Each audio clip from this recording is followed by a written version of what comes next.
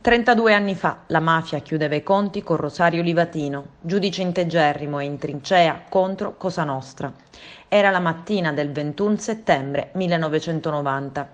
Il magistrato stava andando in automobile in tribunale ad Agrigento quando venne assassinato mentre stava percorrendo il viadotto San Benedetto. I sicari spararono numerosi colpi di pistola. Livatino tentò una disperata fuga, ma venne raggiunto e finito dai sicari. Killer e i mandanti del delitto sono stati tutti condannati all'ergastolo. Secondo la sentenza, il magistrato fu ucciso perché perseguiva le cosche mafiose, impedendone l'attività criminale laddove si sarebbe preteso un trattamento lassista. Giovanni Paolo II lo definì martire della giustizia e indirettamente della fede, quando ad Agrigento, il 9 maggio del 1993, lanciò il suo anatema contro i mafiosi. Lo dico ai responsabili, convertitevi! Una volta verrà il giudizio di Dio. Oggi è la giornata del ricordo del giudice ragazzino, proclamato beato il 9 maggio 2020 nella cattedrale di Agrigento. 21 settembre 1990, il tragico evento. Oggi tutti qui per ricordare la figura del beato Livatino. Ed è già una grande cosa, speriamo di non fermarci al ricordo, ma di andare oltre, andare alla memoria, andare quindi alla raccolta della testimonianza. È questo che salverà la Sicilia, non certamente il commemorare da lontano quelli che sono stati i capisaldi di questa nostra regione. Penso ai magistrati, ma anche ai poliziotti, agli imprenditori, ai politici che hanno perso la vita, ai giornalisti che hanno perso la vita per un futuro diverso di questa Sicilia. Però se ci limitiamo a commemorarli, a ricordarli e però a comportarci in un certo modo, è chiaro che la Sicilia non avrà mai un futuro roseo, non avrà mai un futuro brillante e bello. È un ricordo sempre vivo. È un ricordo sempre vivo, sempre più vivo possiamo dire, perché io continuo a registrare anche richieste provenienti da tutte le parti del mondo di uomini e donne, sacerdoti che vogliono conoscere meglio la figura di Livatino, chiedono quindi materiale biografico, chiedono le immaginette, chiedono tutto e quindi c'è questa attenzione. L'abbiamo visto anche ieri sera in una veglia di preghiera fatta alle 20 a San Domenico, che è stata stracolma soprattutto di giovani. Ecco, questi sono i bei segnali e questi sono veramente segnali che ci aiutano a celebrare meglio la memoria del beato Livatino come di tutti gli altri che sono caduti vittime dello strapotere mafioso.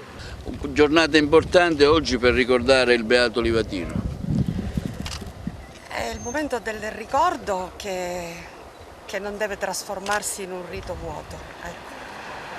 È il momento di una condivisione che per noi istituzioni è doverosa. Quello che ha rappresentato il martirio, perché oggi possiamo chiamarlo anche così, del beato Rosario Livatino, è qualcosa che anche le giovani generazioni hanno il dovere di comprendere, di capire, ecco, perché è successa una cosa molto, molto grave, veramente, qualcosa che è una ferita in questa provincia dove c'erano state le guerre di mafia, ma non si era mai arrivati ad alzare il tiro in maniera così forte, così decisa.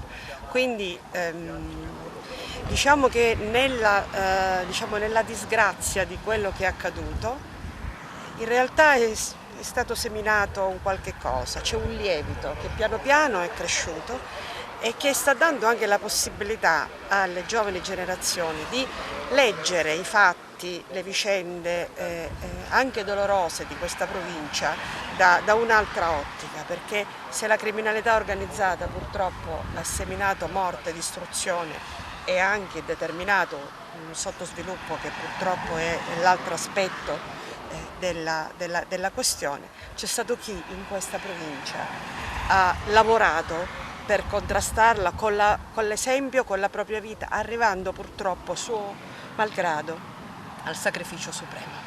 Giornata importante oggi per ricordare il beato Livatino. Le istituzioni sono presenti proprio per non dimenticare ciò che fu il sacrificio di un magistrato valoroso che operò nella nostra città. Un momento incancellabile, penso, per tutti quelli che sono nati da queste parti o hanno lavorato da queste parti. perché ci ricorda una storia di coraggio, di passione civile, di serietà, di dedizione al lavoro e di amore per gli altri e per questa terra. Lei ha citato nel suo ricordo al Beato Livatino anche un testimone di giustizia, Nava.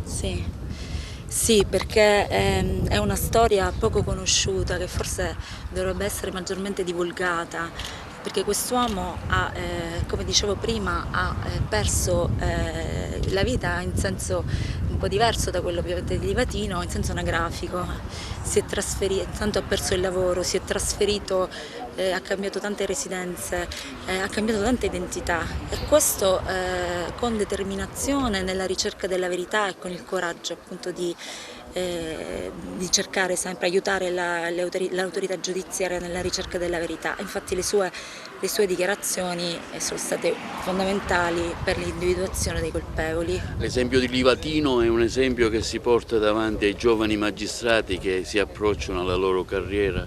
Certamente noi ovviamente siamo di una diversa generazione, però ecco, ci sono i nostri colleghi più anziani che ci raccontano le camere di consiglio che facevano con Rosario, il suo equilibrio, la sua imparzialità e la sua riflessività.